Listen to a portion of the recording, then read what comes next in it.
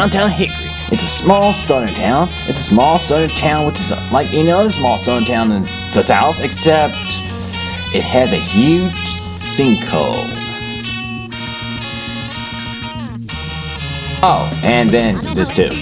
This is here's the Countach VPM Hyperviolento, and it is in the following. This isn't a kit car. This isn't a car built by Lamborghini, so it isn't a remake. This isn't even a replica. This is Beyonce singing Diana Ross and wearing the same outfit with a few modifications, and trust me, oh, is it good. This particular model here resembles a late Countach valve that was built in 1984, but it isn't. This is a ground-up original. It's a continuation after the mechanically stable but ill-designed 25th anniversary. The VPM is a lighter, slimmer, more agile version of an outrageous supercar that graced the 80s but was technically flawed and quite badly. This is Nintendo DSi Xbox 360 Slim. And oh, did I forget to mention it's going to appear in the high-definition film? Yeah. It was built in 2000 by a small independent multimedia studio called Beyond Prison Media, and it used a 3.8-liter supercharged V6 engine built by Jasper, who restored a Pontiac GT engine and gave it more meat. It can do north to 60 in 3.5 seconds, and at the moment it has a top speed of 170 miles per hour.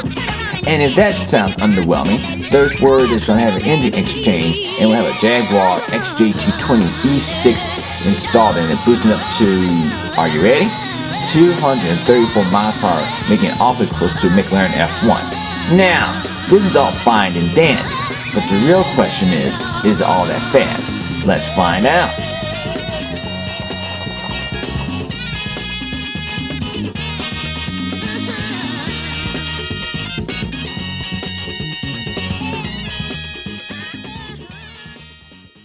Countach VPM. It's pretty much like the older Countach, except a little more quicker. Well, as I said before, this is not exactly an original car built by Lamborghini. I'll admit it, okay? This is not a Lamborghini built Countach. This is actually a custom built Countach. So some people also call it a kit, but it's not. A kit car, as I said before, is a reproduction of the original Lamborghini and trying to get it to the word by word exactly. Which, by the way, this isn't. This has its own unique twist to it, which is good, as opposed to being just your typical run-of-the-mill cockpit. So, honestly, this car is quite nice. It's very smooth. It drives quite nicely, especially for something of its age, too. It's a good car. So, let's see. What does it feature? Well, it features digital gauges. Let's see, digital gauges. Nice steering wheel. Very nice steering wheel. The clutch, very firm, very heavy. So it's a pretty heavy clutch. Let's see what else. Good acceleration, good pedals. The roads are kind of bumpy here, so you'll see a little bumpiness here and there. But outside that, it's a very nice car. It uses a 3.8-liter V6, which is very nice. Very nice. Let's see. Very good on gas. And if you accelerate it does ride quite nicely. So would you say it's worth money? Well, that's the comparison. Let's see, $180,000 for a Countach built in 1988 over a car that's $60,000. This one. Well, I guess it depends on your budget. The Countach VPM is vastly different than the Countach LP500S Countach valve and that 25th anniversary. Allow me to explain. Nope. Headlights are not white. The LP500S quadrifocal and the 25th anniversary had white headlights. This, my friend, actually has black. These are the same thing found on the Murcielago SV and the Murcielago Super Velocity, and later on the older Murcielago models.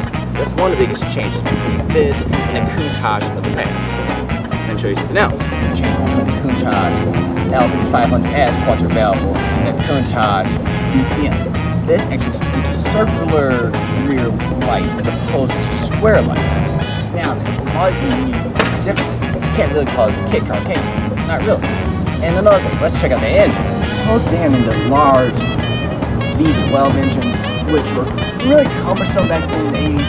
This bad boy features a 3.8-liter Jasper V6, which can do possibly north of 60 in 3.5 seconds, making it more close to more stock European cars as opposed to the higher Countachs in the past. This actually makes it a little bit quicker. Why? Because it can keep up with a drag car with Jeff Gordon. The coolest feature of this car is what makes a Lamborghini Countach a Lamborghini Countach. Now, see, this came out in the 70s, right? Yeah. It's like saying, well, this is a reproduction of the 70s. See, the thing about the Countach is they're thinking 21st century back in 1972. Well, here we are, look around, this is the 21st century, and it's not as futuristic and high-tech as you want. Until now, door open. What do you think? Well, we're not to the age of space cars, we don't have hoverboards yet, but look on the bright side, at least we got a door that has actually opens up, like from the far future. And speaking of futuristic, let's take a look inside, shall we? Countach has a homage to the Diablo GT, the Murcielago, and even the limited edition Revton. All the gauges, as you can see over there, are digital. Yep, completely digital. This is how the Countach was designed to be back in 1971. But unfortunately, digital gauges just weren't in the picture at the moment. Until now. Now we have the digital gauges, which makes the car look like it's more futuristic, more high-tech. Also, if you notice, that has a CD and a DVD player. And another thing that's kind of nifty, right here, rear view camera. So that means you can see who's behind you, even while you're driving. Now that alone makes the car in a whole different league. This really adds a futuristic vibe to this car. So, I asked a question before, is this a reproduction? And the answer is no. If it was, then you would pretty much try to reproduce everything how it was in 1972. This is more like a continuation. Now, this is all fine and dandy, but the real question is all that fancy? Let's find out.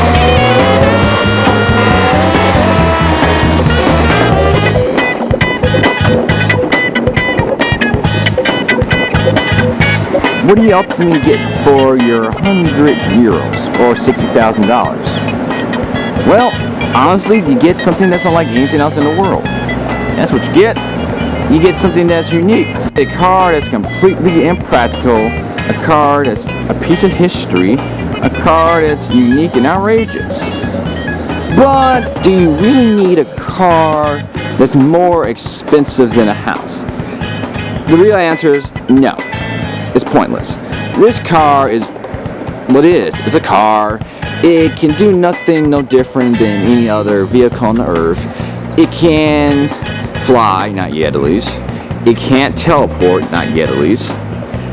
And you still have to abide by the law. Just because you're in the Lamborghini Countach or Countach VPM, whatever you want to call this, does not mean you're above the law or anything like that. Yeah, you may feel like it, but you're not.